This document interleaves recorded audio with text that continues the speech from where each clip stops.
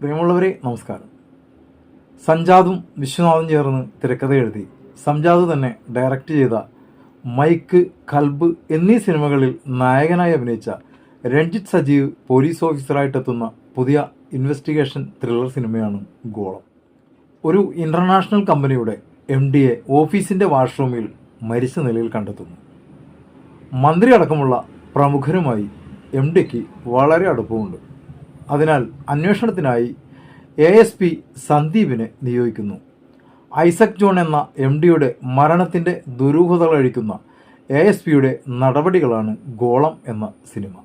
Mass ഡയലോഗുകളോ കിടിലൻ action രംഗങ്ങളോ ഇല്ലാതെ വളരെ ബുദ്ധിപരമായി കുറിക്കുകൊള്ളുന്ന ചോദ്യങ്ങളുമായി അന്വേഷണം നടത്തി തെളിവുകൾ കണ്ടെത്തി കേസിൻ്റെ പിന്നാമ്പുറങ്ങളിലേക്ക് സഞ്ചരിക്കുകയാണ് ASP സന്ദീപ്.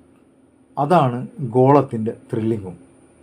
ASP സന്ദീപായിട്ടെത്തുന്നത് രഞ്ജിത്ത് സജീവാണ്. ആദ്യാവസാനം ട്വിസ്റ്റുകൾ തന്നെ. ഒരൊറ്റ മുറിയിലാണ് സിനിമയുടെ പകുതിയിലധികം ഷൂട്ട് ചെയ്തിരിക്കുന്നത്. എന്നിരുന്നാലും ഒരു സെക്കൻഡ് പോലും നമ്മളെ ബോറടിപ്പിക്കുന്നില്ല. രഞ്ജിത്ത് സജീവിനെ കൂടാതെ സണ്ണി വെയിൻ, ദിലീഷ് പോത്തൻ, സിദ്ദിഖ്, അലൻസിയർ, കാർത്തിക് ശങ്കർ, ചിന്നു ചാന്ദിനി തുടങ്ങി ഒട്ടനവധി അടിപൊളി ആർട്ടിസ്റ്റുകൾ ഈ സിനിമയിലുണ്ട്.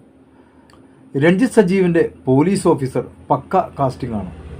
ഒരു പോലീസ് ഓഫീസറുടേതായ എല്ലാ മാനറിസങ്ങളും ഒത്തുചേർന്നൊരു നല്ല നടൻ. അതാണ് ഈ സിനിമയിൽ രഞ്ജിത്ത് സജീവ് ചെയ്ത ASP സന്ദീപ്. മറ്റൊന്ന് പറയാനുള്ളത്, ഈ സിനിമയ്ക്ക് ഒരു സെക്കൻഡ് പാർട്ട് വരാനുള്ള എല്ലാ സാധ്യതകളും കാണുന്നുണ്ട്. കാരണം അത്തരമൊരു എലമെൻ്റ് ബാക്കി വെച്ചിട്ടാണ് സിനിമ അവസാനിപ്പിച്ചിരിക്കുന്നത്. തീർച്ചയായിട്ടും ഈ സിനിമയുടെ സെക്കൻഡ് പാർട്ട് നമുക്ക് കാണാൻ കഴിയും. നിങ്ങൾ ഈ സിനിമ കണ്ടവരാണോ എന്നറിയില്ല.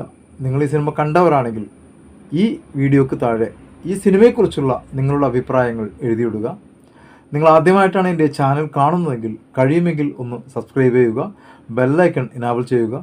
അപ്പോൾ മറ്റൊരു സിനിമയുടെ വിശേഷങ്ങളുമായി കാണും വരേക്കും എല്ലാവർക്കും നന്ദി, നമസ്കാരം.